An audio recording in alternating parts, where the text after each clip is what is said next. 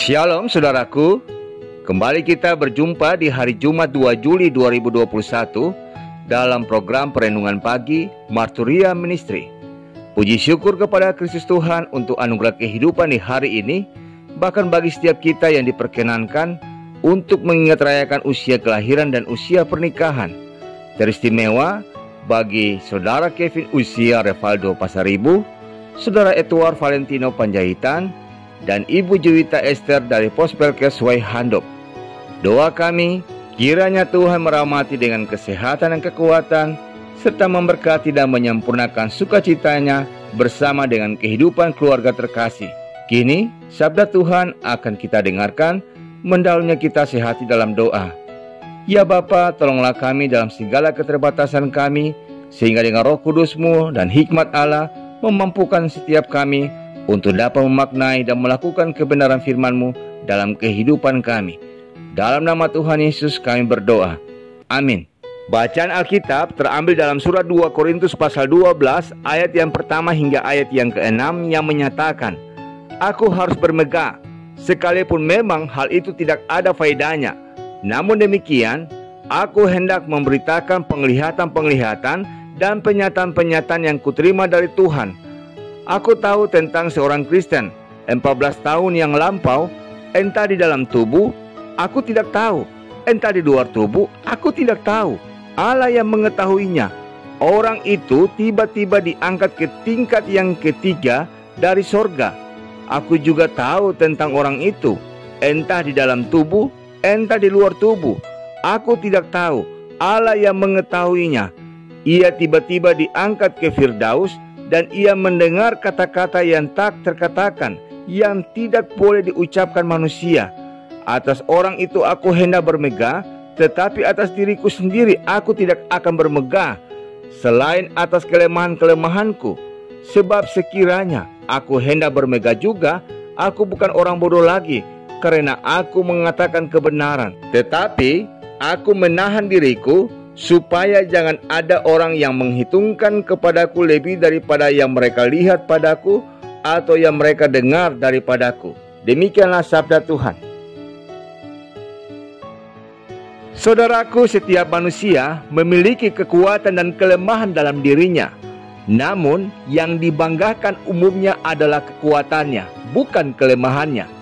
Sedapat mungkin jika bisa, maka pasti kelemahannya ditutupi. Namun berbeda dengan Rasul Paulus yang justru tidak membanggakan kekuatan dan kelebihannya ataupun menutupi apa yang menjadi kelemahannya. Bukannya ditutupi saudaraku, justru oleh Paulus dijadikannya alasan untuk bermegah dalam Kristus. Mengapa demikian? Karena bagi Paulus, kelemahan bukanlah hal yang negatif.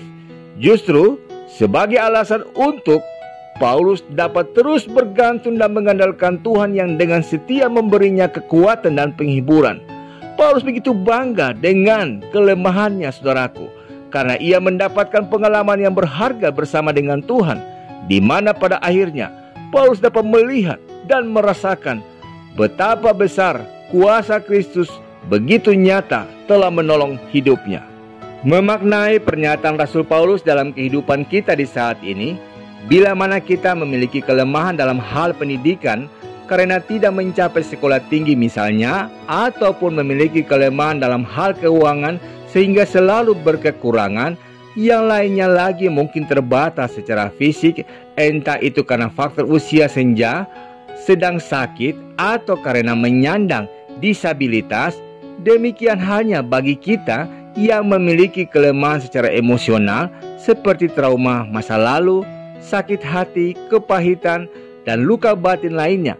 Intinya, semua orang memiliki kelemahan saudaraku. Namun persoalan utama sejatinya bukanlah kelemahan itu, melainkan bagaimana sikap dan respons kita terhadap kelemahan itu. Tuhan tidak berkenan dengan pribadi orang yang merasa diri pintar, pandai, kuat, dan mengandalkan dirinya sendiri. Ia berkenan pada pribadi orang yang dengan rendah hati mau mengakui kelemahan dirinya dan berserah penuh kepadanya. Mengapa? Karena Tuhan memang mengizinkan kelemahan menjadi bagian dalam diri kita agar kita dapat senantiasa rendah hati dan Ia pun dapat menunjukkan kuasa-Nya yang besar dalam hidup kita. Amin. Mengakhiri perenungan kita di saat ini, mari kita sehati dalam doa. Dalam kekudusan-Mu ya Bapa, kami bersyukur untuk hari baru pemberian-Mu. Demikian untuk sapaan sabda-Mu yang mengingatkan kami bahwa setiap kelemahan yang kami miliki seringkali menjadi alat penyataan kuat kuasa-Mu yang besar, sehingga kami tidak menjadi pribadi yang mudah putus asa. Demikian juga menjadi pribadi yang angkuh. Namun dengan penuh kerendahan hati, kami senantiasa belajar bergantung kepada anugerah kuat kuasa kasih-Mu.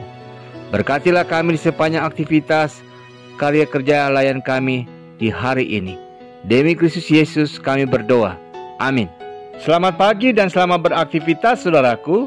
Ingatlah bahwa seringkali kita melihat dan mengalami kuasa Tuhan dalam hidup kita melalui kelemahan yang kita miliki.